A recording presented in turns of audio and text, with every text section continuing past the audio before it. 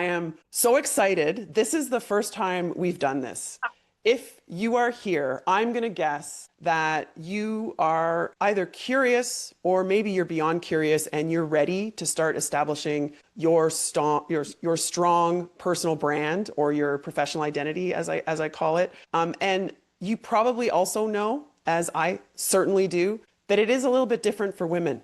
I'm going to say that it is a little bit different for women. I'm going to say we have some unique challenges. Some of these challenges are imposed on us from society and culture, and some of them are things that we do to ourselves. So we're going to talk about those things explicitly. But the fact that you're here, I think we are a fantastic tribe. I'm going to say that if you're here, probably like me, you're not giving up. You're not going to just let it happen. You're going to make it happen. So kudos to you. We are going to cover lots in the next hour.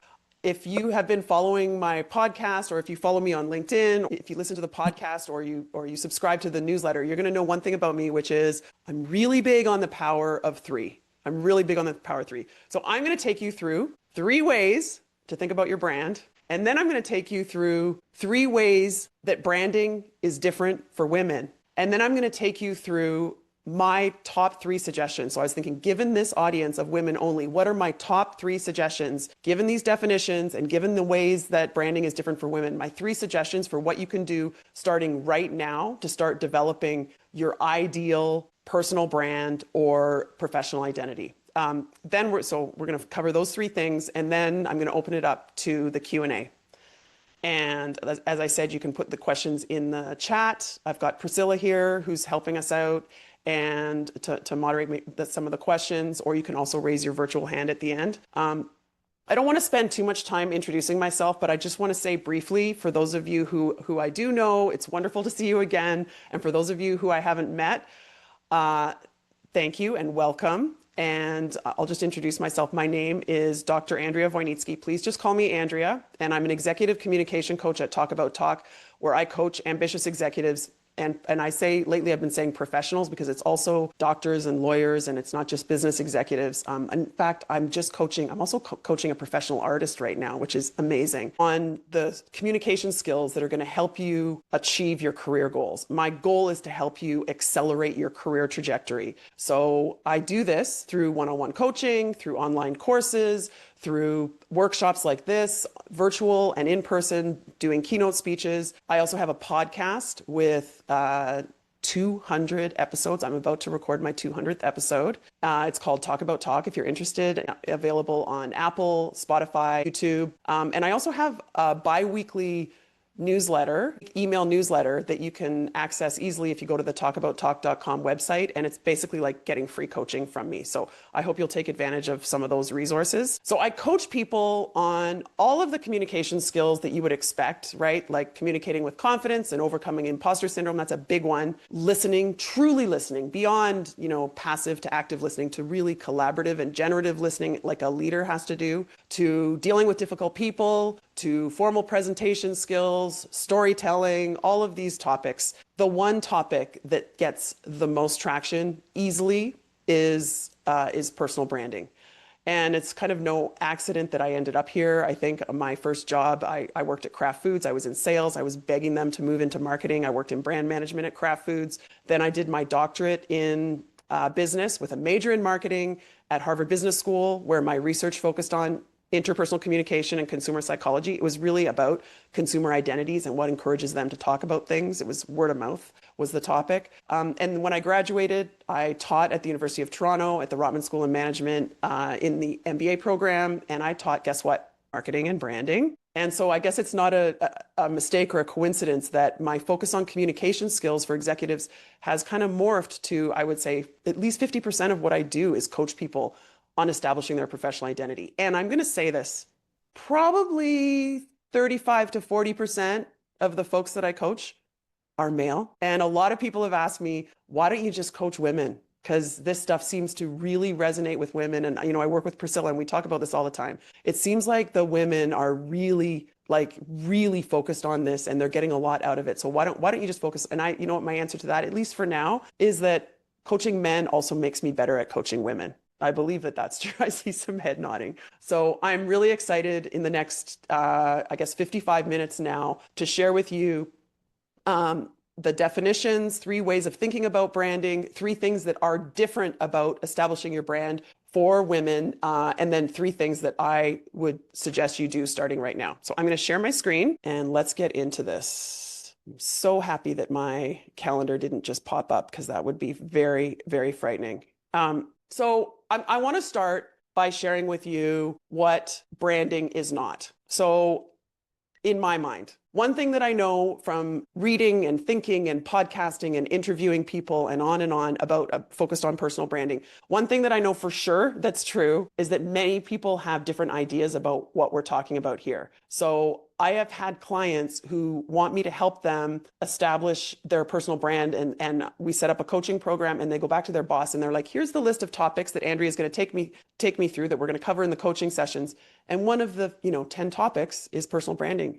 And sometimes this has happened a few times. Their manager will say, yes, yes, yes, yes, no personal branding. So why is that? They think that I am going to try to turn them into a social media influencer so they quit their job or monetize their brand. And I'm here to say that is not what I'm talking about. Although if you really wanted to, you could. But I think about branding differently. I think of it as your identity or your reputation. This is basically taking the strategic principles that we know as brand managers, as I was at Kraft.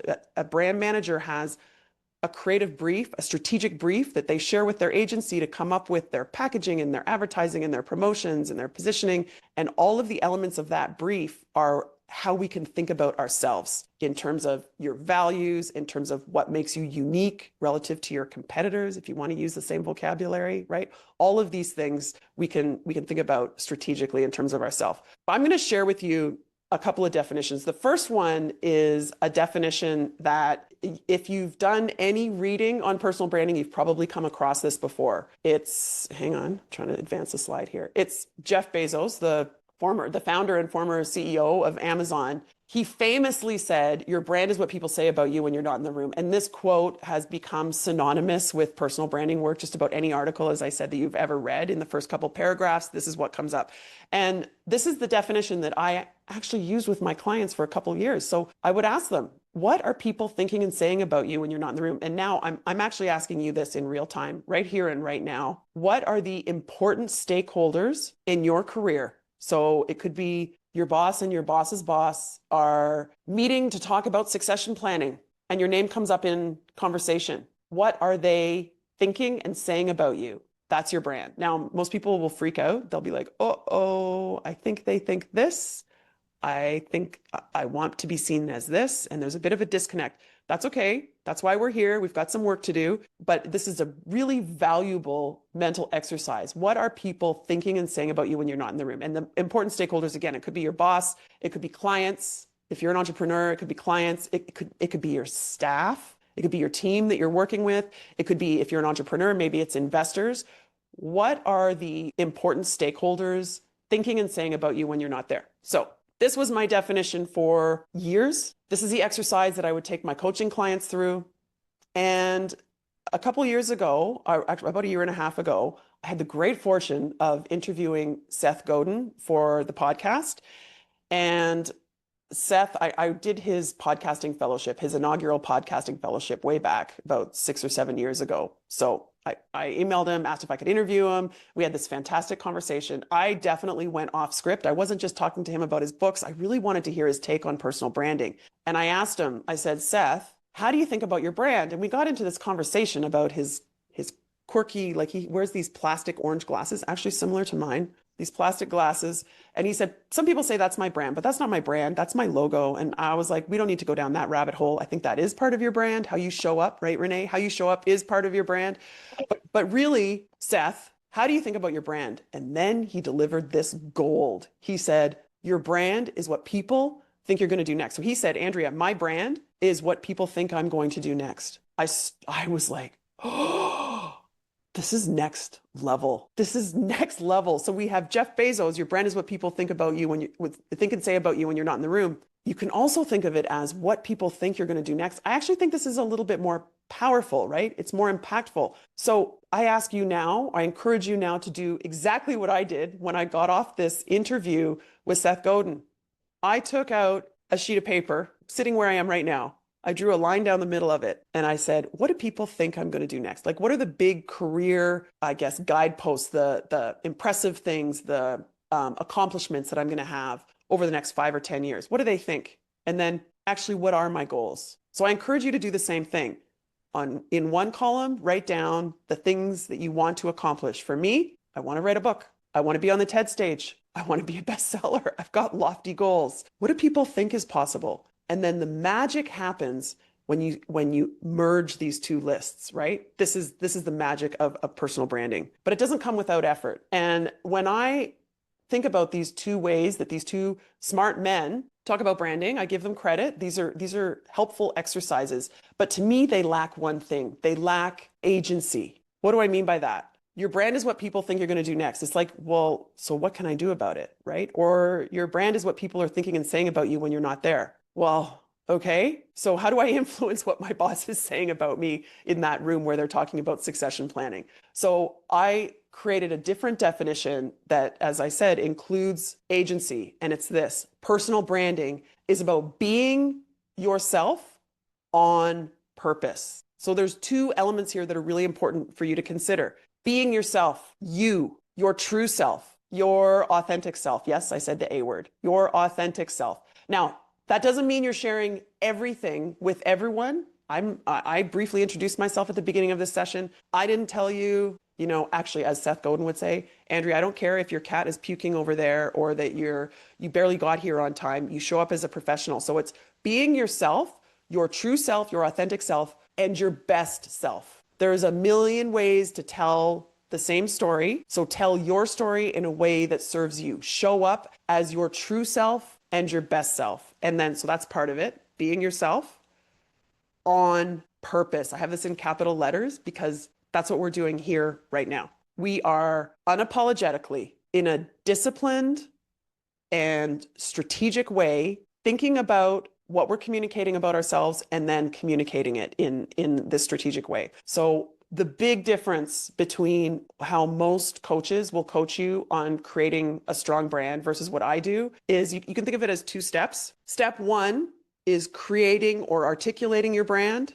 Like, who am I? What do I stand for? What are my unique strengths, expertise? I see people writing notes. I'm so happy when people write notes. What are my unique strengths, my expertise, my skills, my passions? So that's step one.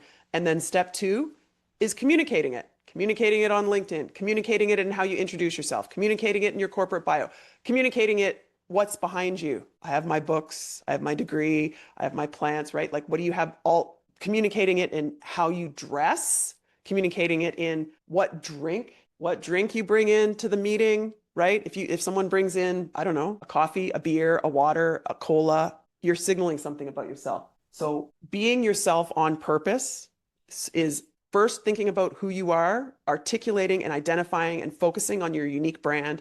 And step two is the communication step. The big difference, again, is that I spend much more time, guaranteed, than most people do on step one. This is the thing. Garbage in, garbage out, quality in, quality out. If you spend the time creating a list of your unique strengths and really internalizing them and thinking about how you're going to narrate them and how you're going to reinforce them, the communication step is so much easier. It's so much easier. Okay, so we've got these three definitions. And I've spoken with, many people. I've run corporate workshops where I put this slide up and I ask people to raise their hand and tell me, which definition resonates for them. I wouldn't be sharing each of these three definitions if I didn't think they were valuable. I think these are all very effective ways. And I encourage you to think of all three of them. Ask yourself, what are people thinking and saying about you when you're not in the room? And maybe you're like, oh, they're thinking and saying kind of what I want. Fine, move on to the next definition. Or if it's not what you want, then start thinking about correcting that, right? And then secondly, what do they think you're going to do next? If these are not aligned with your goals, then you need to start communicating things about yourself so that the list of aspirations versus what people think, as I said, emerges. And then lastly, this definition that I share with my enthusiastic thumbs up, being yourself, your true, authentic, whole self. I'm going to add one other thing there. we are always, this drives me crazy when people say, well, I have my work life, my work identity, and then I have my personal identity, and I'm really two different people. I'm like, well, that must be really, really hard. That must actually be exhausting. Wouldn't it be easier if you were always the same person? Like truly, if you're always the same person, but you filter, this is like, I call it the F word of personal branding, filter. You filter what parts of your identity you're going to share with the world, depending on who you're talking to and the context. So I didn't share with you that I'm a painter. I didn't share with you that I'm obsessed with the color turquoise. I didn't share with you that I have 3 children that are absolutely ginormous. They're all very tall. Okay. I didn't, those are parts of my identity. In other contexts, I might share those things, right? If I'm going to an art gallery with a friend, I would, of course, they would know that I paint and I would talk about that. But so you are always your whole true self, but you filter what you share. This comes up, by the way, a lot for women in the context of being a mother. I hear this, I just got the shivers because I was remembering back during COVID, I was doing some workshops for newly promoted partners at one of the consulting firms around the world. And this wonderful, young, incredibly intelligent, high achieving, ambitious woman in China said to me, I just got promoted. I was in the room at the table with the partners, and I said something about one of my kids, and everybody went silent and they all looked at me. And she said, I was like, oh. And then later on, I noticed someone else said something about their kids. And she said, it was like, and I said, listen, when you're senior enough in your organization, and you are going to be, look at how young you are and what you've achieved, you can create a culture where everyone can talk about that stuff. In the meantime, you filter what you talk about to accomplish your goals. Given the context, given the people that you're with in the moment, you filter what parts of your identity. Doesn't mean you're not a great mom just because you're not talking about your kids in that context. In fact, you may be a better mom because you're doing better at work, right? So we filter. You are always the same person, and you're doing so strategically in a disciplined way and unapologetically. And I know that unapologetic part can be difficult, particularly for women. So at this point, I'm going to move on now to 3 ways that branding is different for women. And I'm going to say that I could have put so much here. So I decided to narrow it down to, given the power of 3, I'm going to narrow it down to 3. And the first one is related to society. You all and I have very little, if any, control. The second and third one, we can control. Okay. And I hope that inspires you. So we do have some control. That's, I guess, one of the main takeaways from today. The first one, of course, is societal stereotypes and the culture that we live in. And, the research, I'm familiar with the research. I have some of the books up here. The academic research shows that women are expected to be warm, communal, maternal, service-oriented, right? Versus leaders are expected to be authoritarian, and sometimes people would say like the opposite end of the spectrum of all of those traits. And so there are things that happen, therefore, that are outside of your control because you are a woman, people will stereotype you, and you probably embody some of these stereotypes. So what happens? Women get interrupted. So much research. Men interrupt women. Women interrupt women. Women do not interrupt men. Like, it's crazy. It's so imbalanced. We get interrupted. And when we do say something, sometimes our comments are attributed to others. Has this ever happened to you? You say something in a meeting and somebody says, so I have a thought, blah, blah, blah. They repeat what you said in different words. And then people go, great idea. You're like, what? I see people nodding. What just happened? So we get interrupted. Our ideas are attributed to others. They carry less weight. It's like, well, maybe, I don't know. Anyone else have any ideas? Some dude says something and it's like gold, right? This is one other thing that happens is the type of feedback. So I learned this really directly when I was a professor at the University of Toronto. A female faculty member warned me the first time I ever got, that at the end of the class, they give all the students an evaluation sheet. Used to be pen and paper. It's probably online now. But anyway, and scale of 1 to 7, how effective is this? And then they go into the comments. She said, so the scale of 1 to 7 is probably fair, although there is a main effect of gender. Men get rated higher. By the way, pregnant women get rated lower than non-pregnant women. And I actually hid my pregnancy one time when I was teaching because I wanted to see what would happen. And then the next, whatever. So The feedback, though, the words in the evaluation form are very different for women. And this may happen in your formal evaluations that you get with your employer, right? They talk to you about your style. They talk to you about you should be more confident. You should improve stakeholder analysis. You should whatever. It's very sort of vague style personality feedback versus for men, it's great job achieving this thing and you missed this one, but we understand why because you had these things and it's like what? So they get feedback that's more tangible and we get feedback that's more, and maybe this goes back to all of the stereotypes. So the point here is we are walking a tightrope based on society and culture where we're trying to balance, if it's possible, how we project our strengths and our authority and our expertise while also being communal and maternal, if you want to use that word, or at least let's call it having strong people skills, right? And it's like the more you do one, it seems like there's a paper that one of my colleagues at the University of Toronto wrote when she was at Harvard Business School called Competent Jerks and Lovable Fools and Who Gets Promoted. And it's basically the idea is at work, you're one or the other. You're like a really nice woman who's a fool, or you're a competent jerk. And by the way, the competent jerks do better, right? And so this is really hard for women. I co-authored a paper with Dr. Amy Deal. She and one other co-author wrote a book called The Six Glass Walls. It's in addition to the glass ceiling and the glass cliff, there are all these walls that we can find ourselves walking into that limit our career progression. And she and I co-authored a paper for Fast Company where the paper was called Stop Telling Women to Lead Like a Man. So in fact, being aggressive or being authoritative or really mastering self-promotion or avoiding weak language, like these are all things that women are told that men seem to do naturally. And our point was, maybe somewhere in between what women are naturally doing and what men are doing, maybe somewhere in between is actually the magic place. So again, this is a tightrope. It's really hard. I'm going to say this. This is almost an impossible task to overcome societal stereotypes. But we also do things that hurt us, like suffering from imposter syndrome. So I want to share something with you about imposter syndrome.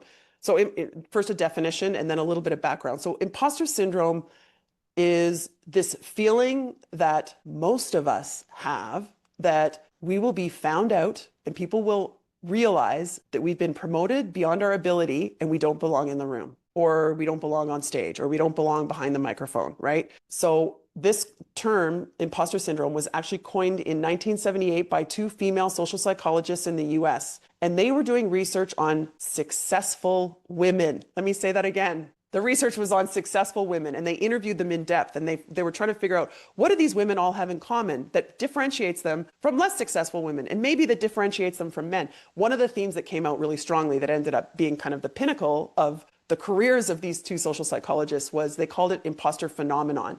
And it was this feeling like I just described of being found out. I don't deserve to be here. I'm the one lucky person who got in somehow, and maybe I'm going to get kicked out. They identified this theme and then they compared it to women who were less successful. And they realized actually it doesn't differentiate them. They feel that way too. And then they also researched men. Guess what? Men actually have imposter syndrome as well. And there's been tons of research. Basically, everyone experiences imposter syndrome. If you don't, then you're probably veering on the side of being arrogant. Imposter syndrome is really common. You can work to overcome it. So I'm going to say this: it's not your fault that you are experiencing imposter syndrome. And I have to say, the research shows that men experience it too, but men don't come to me saying, can you help me overcome imposter syndrome? They're like, can you help me communicate with precision? Or can you help me with my formal presentation skills? Women are like, I know I have imposter syndrome and I know you can help me. Here's the thing. You can work on your confidence. Confidence can be learned. Just ask Tina Fey. She talks about imposter syndrome all the time, and look at her. She's a rock star. Just ask Natalie Portman. Natalie Portman, the Oscar award-winning actress, she went back to Harvard to deliver her the graduation speech, and she was quoted in the newspaper as saying, like, I look around at these smart kids. I don't belong here. I don't know what. Excuse me? First of all, you graduated from the school. Secondly, you would have won an Oscar. You're very inspiring and capable and ambitious. You definitely belong here. We all experience imposter syndrome. The issue with it is that it can make you, it'll prevent you from speaking up and stepping up. And you need to speak up and you need to step up if you're going to be successful. And you can control this. You can work on your confidence. And this relates to the speaking up point, relates to the third way that I think branding is different for women. And I have this in quote, my work speaks for itself. I hear this over and over and over again from my clients, including very successful clients. I'm coaching right now a woman, she's assistant general counsel at a massive global technology firm. She's like second in line in the law department, in the legal department. And she's been there for, I think, 12 years. And she hired me to help her establish her brand, her strong professional identity, and to elevate her confidence and her credibility, her executive presence, you could say, because she was given the feedback that she's great at doing the work, but people don't know who she is and what she does. There was one of these succession planning meetings, she told me this when we first met, where her boss went in to advocate for her for a promotion. And like 3 of the people in the room said, oh, I didn't even know she was in legal. Who is that again? And she came back to her and she said, you have a branding problem. Like you need to be establishing who you are and what your value is and what you do. So early, it's not our fault that this happens, by the way. And this is what I said to her. Early in your career, so actually before your career started, when you were at school, your teacher told you what to do. You did the work. You got an A. You applied to the universities. You did your best. You got into a great school. She got her law degree. She started at the law firm, right? She's articling. She's doing what the partners are telling her to do, patting her on the head. Good girl. You're doing what you can. Here's the thing. When you hit mid-career and senior career, there's no one looking after you over your shoulders to give you the check marks. It's your job to make sure that you speak up for your work. Your work does not speak for itself. And so I know a lot of you, a lot of men and women, but especially women, it seems like we are apprehensive about talking about the value of our contribution and our expertise and our work. And I say this, arrogant people think they're great at everything. They think they know everything and they'll take credit for anything. Perfectly confident people who have a strong brand are very specific about the value that they provide in the organization, what their expertise is, what their skills are, and they're not afraid of talking about it. In fact, you can even say the words, I have to say, I'm particularly proud of how I led this team to achieve whatever the goal was, right? You can call it out. You can say, I'm not into bragging. If you want to be perfectly explicit, I'm not into bragging, but I am really proud of what the team under my leadership accomplished this year. Here's where our goals, this is the final metrics. We knocked it out of the park. I heard a tech dude say once, if you don't talk about your work, you might as well not do it. So this is a little bit different from imposter syndrome, right? Imposter syndrome is feeling like you don't belong there and not speaking up and not raising your hand to volunteer to do the work. This third one is you're actually doing the work, but you're not talking about it. And this goes back to, remember I said the process is step 1, articulating your strengths, your skills, your expertise, and step 2 is the talking. So being clear and focused about what your brand is, what your value is, what your accomplishments are, and then it makes the talking part, the communicating part, so much easier. Okay, so we have these, we have these 3 ways that branding is different for women. And so I don't want you to be like, okay, this is depressing because we have society stereotypes against us. We have this, imposter syndrome, which is fair game given how we were raised. And I literally said this to the assistant general counsel that I was coaching. I said, I'm not going to say her real name. Say it's Susan. I said, good girl, Susan, you've been doing your hard work for 12 years. And she goes, that's pretty much what my boss said. He's like, you're great, but you need to be clear on what your value is and not just sit down. And so I purposely chose this image of this woman burning the midnight oil. You will not, once you hit middle management, I see this again and again, the hard work is not going to help you knock it out of the park. If you want to knock it out of the park, you need to learn to talk about your value and your identity. All right. So I've got 3 ways that these are the top 3 things that come to mind that I would do if I were you, given the societal dynamics, given, our typical female beliefs and behaviors. Here are 3 things that I would do. The first one, when people get this, makes a massive, massive difference. So the criteria for the traits and the skills that end up in your personal brand, the list of, I'm going to say up to 15 things that you share about yourself on a regular basis, implicitly and explicitly. The criteria is that these things are positive, unique, and relevant. Positive, PUR, positive, unique, and relevant. But if I had to choose just one criteria, it's this one, unique. If you can double down on your unique skills, you will be happier and more successful than you ever would have been. So if there's one thing that I want to leave you with, it is this. And I can tell you, I'm thinking of all of the senior executives that I've coached before. This is the one that makes the biggest difference. And it seems to make a big difference, especially for women. There was a vice president of human resources that I was working with. She was on the job market. She was she was employed, not happily. She was employed. She said, I'm ready to be a chief human resources officer, a CHRO. So she said, I've let my network know, and I've been going to several interviews. I've done maybe 6 interviews. And she said, Andrea, I'm not getting called back for any second round interviews. And I'm not sure what I'm doing wrong. It must be communication skills. So I need to hire you to help me. And I said, okay. So let's first focus on developing your brand, and then we'll talk about your job interview answering and communication skills. So in one of our first sessions, I said to her, what is your unique strength that's going to make you a great CHRO? And she said something like, well, I think they're looking for someone who obviously has the technical human resources skills and expertise, but also who's a real team person, a team leader with strong EQ and people skills. And I was like, did she not hear my question? So I asked her again, and she kind of answered it the same way. And then I said to her, you're not answering the question. What makes you unique? And she kind of like had a little bit of a meltdown. She goes, or call it an epiphany. She said, oh my God, I have been answering the questions in these interviews in a way where it's pretty clear that I'm guessing what they want to hear as opposed to truly presenting who I am. And I said, okay, so let me ask you again, what makes you unique? And she goes, actually, it's my people skills. People love working for me.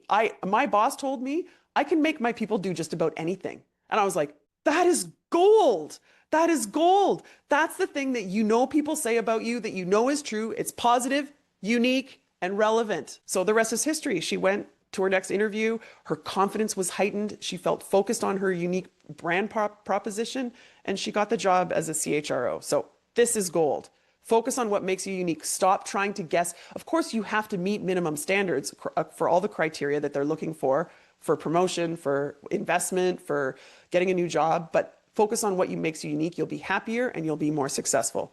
It's a big one, but it works. The second one is speak for your work and control your narrative. So this really addresses one of the points that I made on the previous slide, where your work doesn't speak for yourself. You must speak for your work.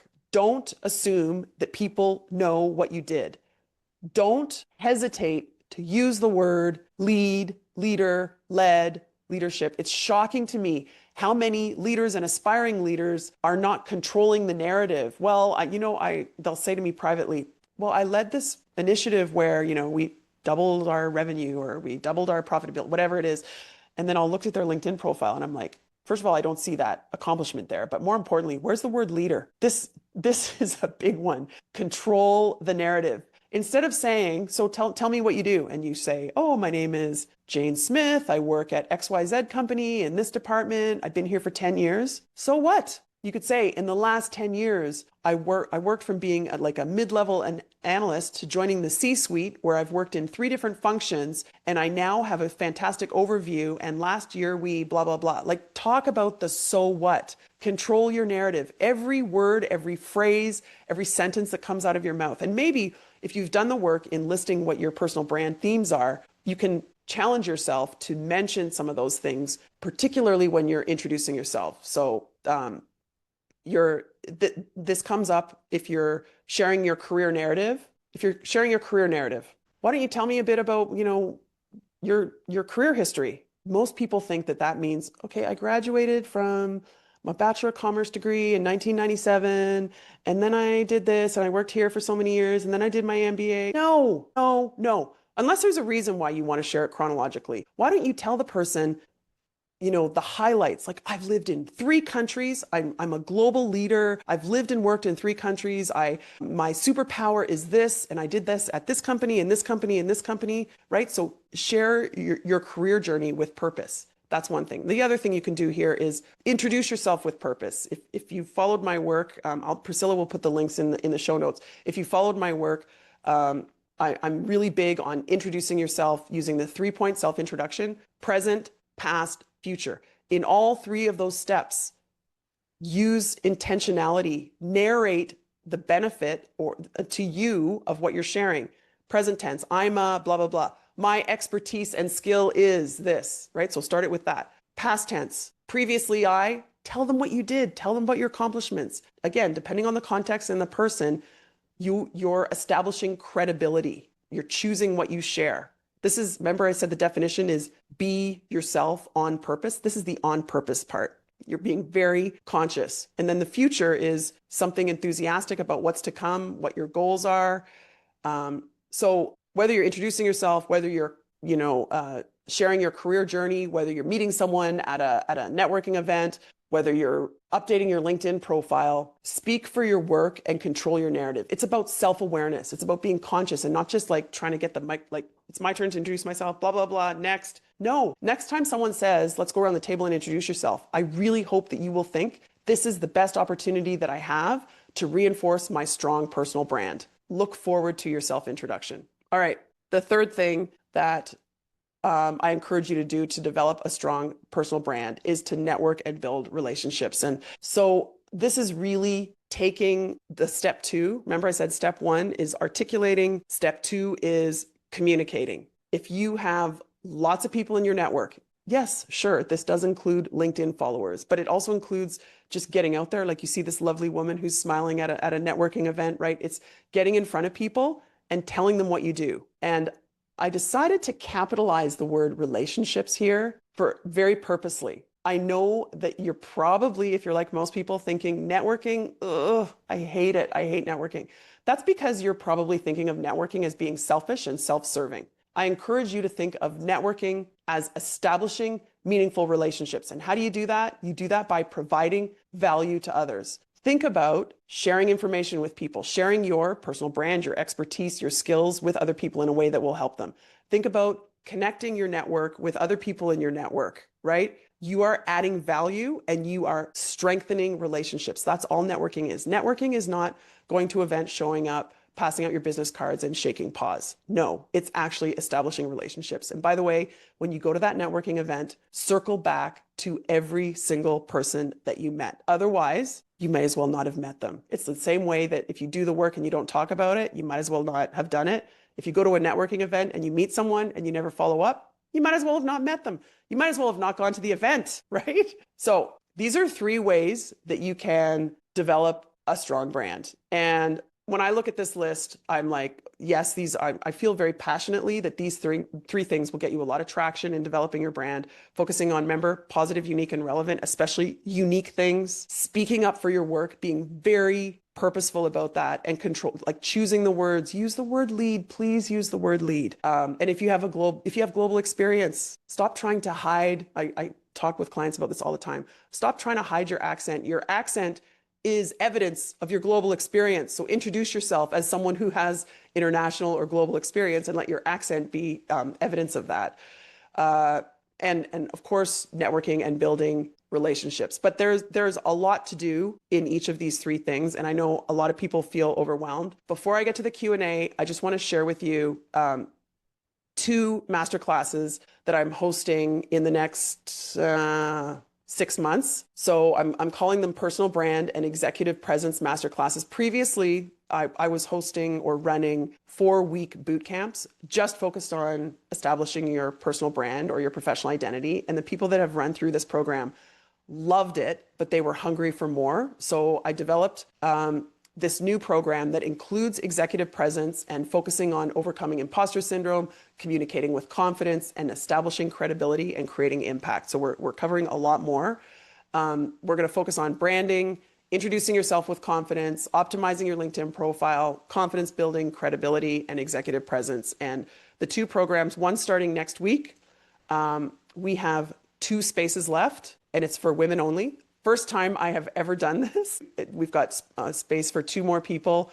It is 6 weeks starting on Wednesday, October 15th from noon till their 75-minute live coaching sessions. I've got a fantastic workbook for everyone. We've got an online course. We're going to have a Slack group. If you go to talkabouttalk.com/fall 2025, you'll see more information there. And then I'm going to let the guys in actually in January in Q1. I'm opening it up as I've done in the past to everybody. And we still have an early bird discount there. So if you go to talkabouttalk.com/Q1 2026, you'll see you can save $250. So it's only $700 before December 15th.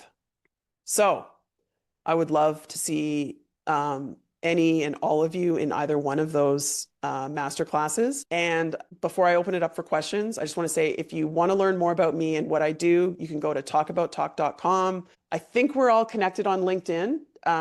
And I encourage you to check out the podcast. I'm on all of the podcast platforms, Apple, Spotify, and on and on and on. And now we're also on YouTube, so you can watch me. And I've done some pretty cool interviews where you can actually see what the guest looks like and see me interview them. It's actually a lot of fun. So I hope you'll check that out as well and subscribe on YouTube. So now I'm going to go open it up for questions.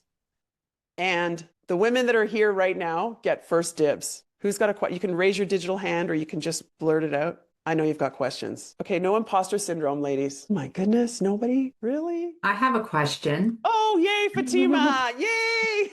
So I want to ask a question about, I used to work in the corporate space, but one of the things that I would say is unique or that I love about is bringing fun into the work that I do. And fulfillment is really, really important. So is there any suggestions or thoughts about how you do that in a way? Because the corporate side is it could be a different feel. How you incorporate that, and that, if you have a personality that you want to bring fun into what you're doing and how you're supporting your clients. I think, Fatima, one of the most effective ways of establishing a strong personal brand is taking something that someone might think is a negative and turning it into a positive. So this is really being yourself on purpose. You are the one who wants to make work fun. Hang on a second. Work is hard, right? We're supposed to be suffering and not having fun. And I feel like you can create a narrative around that where you actually call it out. And I mean, there's even cliches around this, right? Like, we spend so much time at work, we might as well enjoy what it is. And you could say that, well, like that's the cliche, but I actually really truly believe that we will not only just enjoy ourselves more, but we'll actually be more productive if we enjoy coming into work. So I am the boss. I am the manager. I am the leader. Use the L word. I am the leader who is relentlessly focused on achieving our business objectives and making sure that we all have fun when we're here. And then you tell them how you do that. Well, because we have a mandatory offsite and you better smile and laugh when you're there, right? You could make jokes about actually evaluating people on whether they're having fun and whether they're contributing to a fun culture. And by the way, I'm also going to say, this is like a fantastic platform for the most senior leader, right? Like I'm seeing a CEO who has this brand of relentlessly focused on meeting business objectives and creating a culture that I encourage you to use the word culture, because that, I'm not sure what level you are, but if you're leading any kind of team, you could even say my team culture is the most fun of any culture, any team in the organization. And then as you ascend to the most senior leadership, you could say, this is the company that people want to work at, because yes, we are accomplishing our business objectives, but we're also having fun. And you have a big smile on your face, and it's unique. It's positive, unique, and relevant. I'm excited for you, Fatima. Okay, who else has a question? Julie? Mabel's Labels. Oh gosh, we have so many Mabel's Labels in our house. Oh, do you? I'm Yeah. so glad. Sorry, it's my work from home day, so I'm wearing my second city. When you mentioned Toronto, I'm like, what? Yeah. So I just wanted to maybe clarify. I'm not sure if I kind of missed it. It was back near the beginning when you were talking about filters. And I mean, maybe I guess because I think for my brand, my personal brand, I really try to use to elevate my business brand, Mabel's Labels, right? So my customers' moms. So, like one of my personal branding goals, which is easy, is just to be relatable. Because I have 6 kids and it's a shit show and whatever. And, so do all my customers. Like it's just, my personal brand is like also trying to get through the day without smelling like baby vomit kind of thing, right? My kids are big now, but you know what I'm saying? So, I mean, I bring in like obviously I guess I just think maybe you can talk a little bit more about knowing who's in the room, who your customers, who you're speaking to, because for me I don't want to filter out that messy crap. That's what they like, right? So I think that your story here, by the way, this is an incredible company that I know you're very successful. So my kids are 17, 18, and 22. We have in our front hall like a little plastic bag full of Wojnicki stickers, yeah, from your company. You can label everything from courtesy of Mabel. I think so you've identified your primary target market, and it's like you are one of them. Actually, you're one of them on steroids. You have 6 kids and whatever, and you're also doing the full-time work thing. And so I think that's very smart. But this is a great example, I'm going to say, of where you're filtering what parts of your brand you're sharing. If you were at a stage where you're looking for investors and you go into a room, frankly, whether there's women there or not, having, baby vomit on you should not be the first thing that comes out, because you're filtering for the things that are going to help you establish credibility with those people. It doesn't mean you're not a great mom. It doesn't mean you vanished from motherhood to businesswoman. It means you're showing up as a working mom who has it together, right? And so the other parts of your brand, Julie, will be, being a hard worker, able to transition, solving problems, leading teams, inspiring people, resonating with clients, all of these things. Like, I tell people to come up with a list of about 15 themes. That includes your current employer, your current title, the industry expertise you have, the functional expertise you have, your leadership style, your credentials, your formal credentials, the school that you went to, whatever other credentials that you have, awards that you've won, huge things that you've created or accomplished,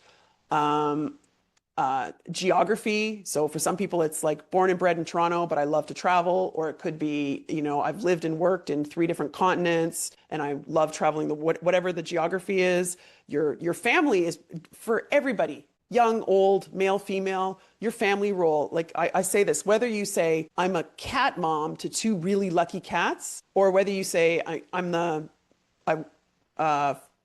mom of 6 hooligans ranging in age from blah, blah, blah to blah, blah, blah, right? We all have some kind of family role.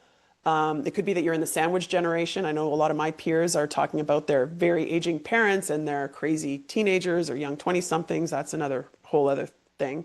Right? So all of these elements are part of your brand, and you never are going to share all 15 of these things because people would say you're crazy. It also includes your personal hobbies. What do you do? I don't know, Julie, after what time are they in bed? After 11:30 at night and maybe on the weekends when you're not doing Mabel's Labels, right? So all of those things are part of your brand.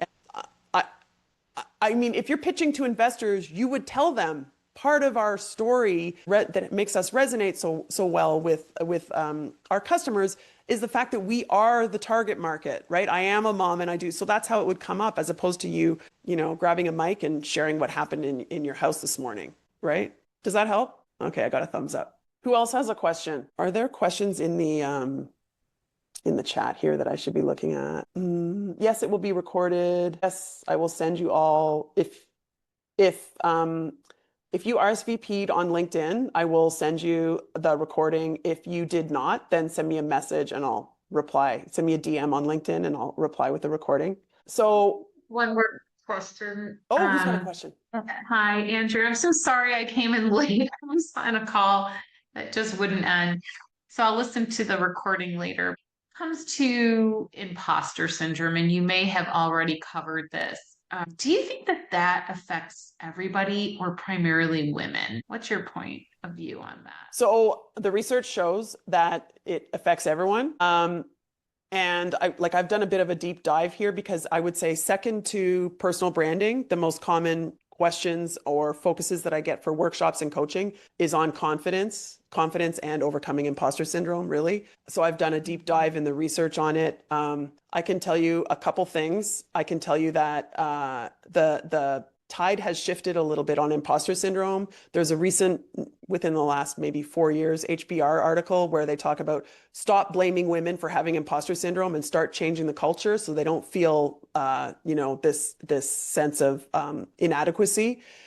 And the other thing is, it's not just women. It's not just unsuccessful women. It's also successful women. It's also men that have it. I can tell you anecdotally, men are not coming to me saying I need help with my confidence to the extent that women are. I can also tell you there is beautiful research that I stumbled across this past summer that says, here's the sentence, I memorized it. Self-concept clarity builds self-esteem. When I read that sentence, I was like, yes, this is what I see. This is what I see with my clients. Self-concept clarity is building your strong, unique personal brand. Self-concept clarity builds self-esteem. That's social psychology talk for overcoming imposter syndrome and communicating with confidence, right?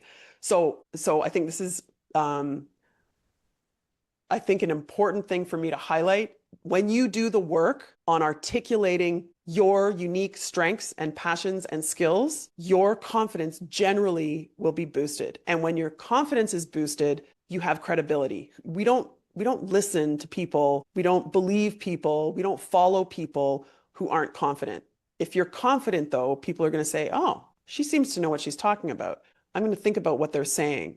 Maybe, some of the things that I was talking about before where people talk over you or they interrupt you. These things you can dampen them by asserting and clarifying who you are and what your value is. Yeah, so sorry, Anne, I went on a little bit of a rant there. I love that quote also. Yeah, it's golden. It's gold. It's what I was outside on my deck it was like July, and I read the sentence and I stood up and I did a dance. I was like, yes, yes, yes, that's it. Self-concept clarity builds self-esteem. Bam, that's what I'm here for. Yeah, that's the link between confidence and branding. So actually, I think that's a great place to end. I want to say thank you so much for being here. I hope that you got some valuable insights. I hope you are thinking about your brand differently, whether it's what people are saying about when you're not in the room, what people think you're going to do next, or hopefully being yourself on purpose, being unapologetic, being strategic, being disciplined, taking a little bit of time. I'm telling you, a little bit of time thinking about this stuff will take you a long way. If you want to learn more, go to talkabouttalk.com. And if you, in the top, there's like a little search, whatever, magnifying glass. You can just enter personal branding or personal brand, and a lot of the resources will come up. Some, the masterclasses, but also the podcast episodes and newsletters and on and on. So we can continue the conversation there or on LinkedIn. And I hope you have a great rest of your day. Thank you. Talk soon.